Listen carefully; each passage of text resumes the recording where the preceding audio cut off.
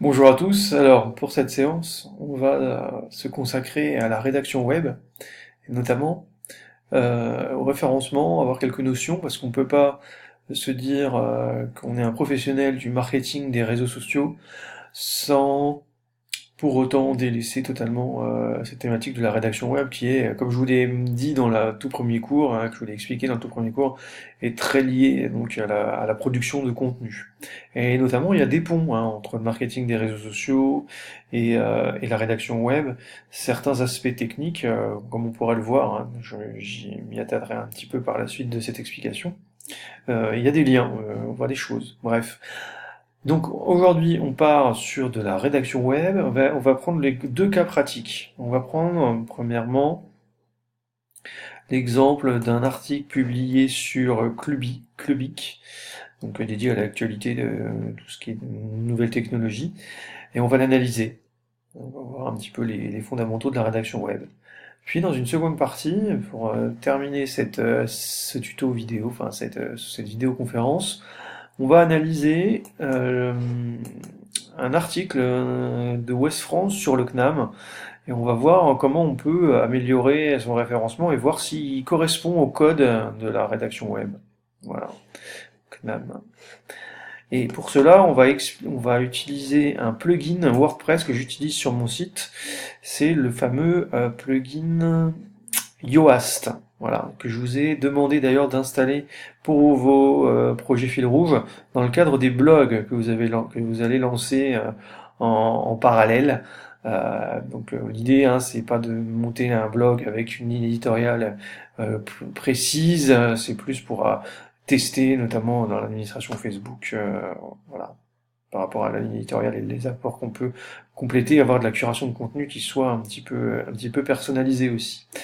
Voilà, mais bon, ce sera pas évalué, cette partie-là du blog ne sera pas évaluée dans le projet. Voilà, donc une vidéo en plusieurs parties. Hop, on commence tout de suite. Donc les fondamentaux de la rédaction web, eh bien, on va forcer sur un mot-clé. Vous voyez par exemple cet article donc qui traite des montres connectées. Eh bien, on va retrouver ces mots-clés ici un peu partout. Regardez, on va le retrouver notamment dans le chapeau ici. Vous voyez. On va le retrouver normalement tout de suite au début de l'article, si tout va bien. Non. Bon. Si, on le retrouve ici, vous voyez. On va le retrouver également dans les intertitres, si tout va bien. Hop. Montre connectée Asus, vous voyez, par exemple. Là, on retrouve un lien hypertexte, c'est très important, le lien hypertexte dans le référencement web. Et notamment, il faut que ces liens hypertextes pointent, donc on appelle ça en technique une encre, pointent vers un mot-clé, pour qu'il y ait du sens. Oubliez les liens hypertextes avec ici ou aller voir par là, comme on peut le lire dans pas mal d'articles, c'est à proscrire. Il faut utiliser des mots-clés dans vos liens hypertextes. Voilà, hop. Donc là, cet intertitre a la particularité de renvoyer quelque part. Hop, et voyez que l'option a été cochée, c'est ouvrir dans un nouvel onglet. Ça aussi c'est très important, ça permet de ne pas perdre l'internaute quand vous l'invitez à cliquer sur un lien hypertexte. Vous voyez, hop, je peux revenir dans mon article ici. Sinon, la fenêtre s'ouvre et efface l'article qu'il est en train de consulter. Et si ça renvoie vers un site extérieur, ben vous perdez votre internaute. C'est très important. Normalement, montre connectée, on le retrouve ici aussi également. Donc là, voilà, concrètement, c'est les fondamentaux que je viens de vous expliquer, le mot-clé principal qu'on retrouve un peu partout. Alors, vous voyez, on le retrouve également dans l'URL ici de l'article. Donc ça, on peut le modifier, c'est quelque chose de modifiable et on cherche en général à le faire apparaître aussi dans l'URL. Voilà, ça c'est en gros, c'est les fondamentaux. Donc maintenant, ah oui, juste une dernière chose que je voulais vous dire. Regardez par exemple cette image. Si on fait enregistrer l'image sous, on obtient des mots-clés aussi qui ont été rentrés ici. Vous voyez, dans le nom du fichier qui a été chargé sur le site. Voilà, il y en a les mots-clés qui correspondent à la photo c'est-à-dire du nom du produit. Donc normalement, si le rédacteur web a bien fait son travail, en uploadant les fichiers, on va faire même manip ici, enregistrer sous, on a des mots-clés. Voilà, vous voyez, on retrouve montre connectée ici par exemple. Donc ça correspond au nom du fichier avant de l'importer sur le serveur. Là, donc c'est un peu technique et ça permet de mieux référencer l'outil et notamment dans Google Images après. Hop, voilà. Donc là, on va passer à la pratique pour rentrer un peu plus dans les détails. Donc j'ai trouvé un article sur le CNAM. Vous voyez ici, donc on a la partie sur le chapeau. Regardez, chose très importante, on a un lien hypertexte qui renvoie vers le CNAM et on a les mots-clés. Ça, donc là, c'est un très bon point pour la rédaction de West France ici. Et donc si je clique ici, voyons voir, est-ce que ça va m'ouvrir dans un nouvel onglet ou est-ce que ça va échapper, ça va effacer l'article qu'on est en train de consulter, suspense, et voilà, vous voyez, ça a ouvert un nouvel onglet. Donc bon point pour la rédaction web là chez West France. Hop, je vais effacer, tac. Vous voyez, encore un autre exemple ici. Formation professionnelle dans l'Ouest, le lien hypertexte. Ah, mauvais point pour... ah oui et non. Non, puisqu'en fait on reste dans le site. Donc ça c'est ce qu'on appelle donc plus le maillage interne. Donc moi perso je l'aurais mis dans un nouvel onglet aussi. Mais vous voyez qu'ici par exemple on a perdu le lecteur dans l'article le lecteur n'est plus dans l'article. Donc un internaute est un lecteur qui fuit encore plus vite qu'en presse écrite. Donc il faut mettre en place toutes les combines possibles pour faire en sorte qu'il reste, donc notamment sur le site, pour que sa durée de consultation soit la plus longue possible. Donc l'astuce, forcément, c'est de mettre du contenu rich média, c'est de mettre du podcast, de la vidéo, ou des carousels avec des photos pour le garder le plus longtemps possible. Et notamment en mettant le plus, enfin c'est mon avis, hein, de liens qui ouvrent des nouveaux onglets plutôt que de perdre le lecteur. Donc là, par exemple, je suis obligé de revenir en arrière. Donc c'est vraiment parce que j'ai besoin de ce support pour faire cette vidéo que je reviens en arrière. Hein. Vous savez, sur le web, on aurait perdu le lecteur. Voilà. Hop. Encore, on permet de se remettre toute la vie. On a encore des bons liens hypertextes. Alors, en gras aussi, ça permet d'améliorer un confort de lecture. Il faut savoir aussi que les mots-clés qui sont mis en gras sont mieux référencés, mieux trouvés par les robots de Google. Et là, on a les fameux mots-clés de l'article. Alors, j'ai du mal à identifier le mot-clé principal. Ici, dans le titre, on a CNAM. Dans l'URL, on a aussi CNAM. Alors là, on a une URL typiquement qui est beaucoup trop longue.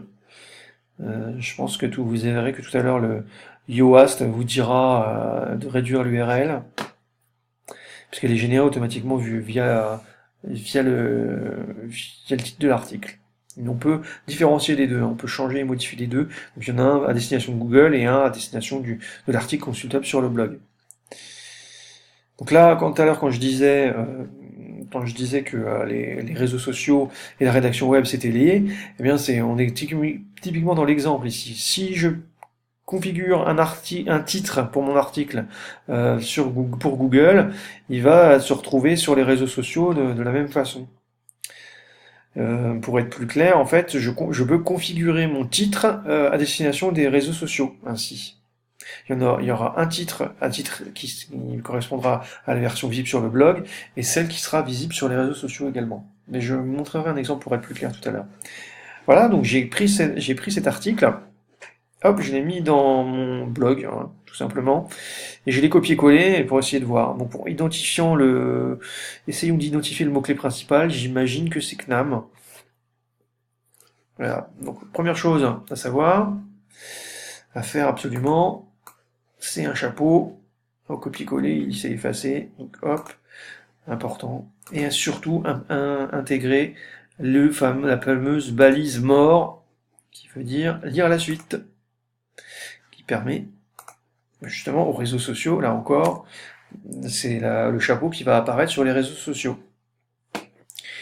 Ça indique au réseau social l'extrait à partager. Alors, mon cogname, j'ai l'impression que le mot-clé n'est pas clairement identifié, mais je pense que c'est celui-là, hein. On a cherché que le rédacteur a cherché à mettre en avant. Voilà, il se retrouve à la fois dans l'URL et dans le titre pour Google. Voilà. Alors, que dit aucun mot-clé principal n'a été défini pour cette page. Vous voyez, ce plugin euh, vous permet de vous remettre en question et de vous poser justement les bonnes interrogations. Donc là, je vais mettre CNAM comme mot-clé. Hop, le mot-clé. Alors, alors, vous voyez, il me donne tout un tas d'indications. Alors, par exemple, le mot-clé principal n'apparaît pas dans le premier paragraphe du texte. Assurez-vous que le sujet soit clair immédiatement. Hop, je remonte. Qu'est-ce qui a bien pu se passer?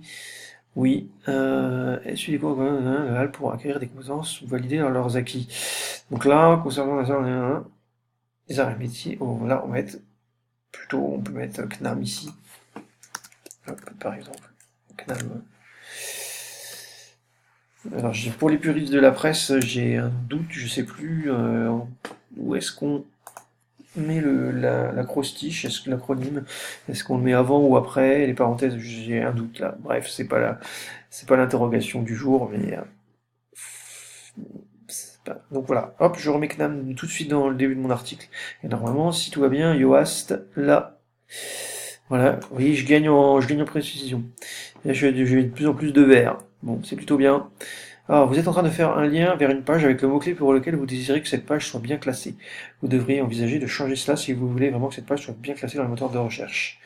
Donc là, ça veut dire que j'ai des liens hypertextes sur CNAM et que ça va perturber le référencement de mon article. Hop, donc ça, je l'enlève. De toute façon, il y a déjà des liens hypertextes pertinents en plus. Voilà. Donc l'astuce ici, ça va être... Hop. On brise le lien. Voilà.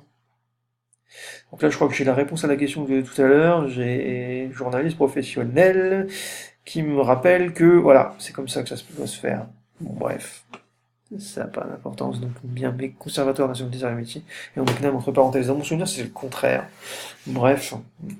Alors, oups. Autre chose à savoir. On va redescendre. Regardez, hop. Donc je continue d'avoir des liens vers le mot CNAM. Donc ça, c'est le reproche. Bon, on verra rien. Alors, la métadescription, très important. Alors, l'identifiant de cette page est un peu trop long, il serait préférable de le raccourcir. Alors, regardez, ici, ActuWest, CNAM, Elise, Véronique, se forment après le travail pour progresser. Là, concrètement, on a des mots-clés dans l'URL qui ne portent rien. Elise et Véronique, c'est pas un mot-clé. Tout le monde s'en moque. Personne tapera Elise et Véronique sur les moteurs de recherche. Hop. Donc là, concrètement, on peut mettre, par exemple, formation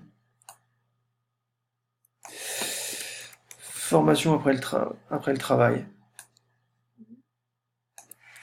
Hop, on a une URL plus courte après le travail.